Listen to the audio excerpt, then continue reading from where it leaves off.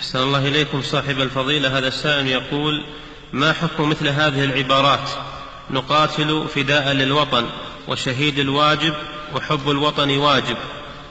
هذا كلام فاضي ما له. نحن نحب الدين أحب علينا من الوطن. قل إن كان آباؤكم وأبناؤكم وإخوانكم وأزواجكم وعشيرتكم وأموال اقترفتموها وتجارة تخشونها ومساكن ترضونها أحب إليكم من الله ورسوله وجهاد في سبيله فتربصوا حتى يأتي الله بأمره والله لا يهدي القوم الفاسقين. الوطن يحب بلا شك، هذا شيء طبيعي، لكن ما تقدم محبة الوطن على محبة الله عز وجل ومحبة دينه.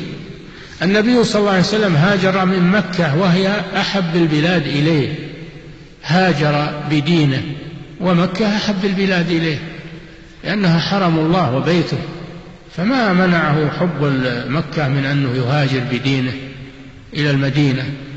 فالدين يقدم على محبة الوطن. نعم.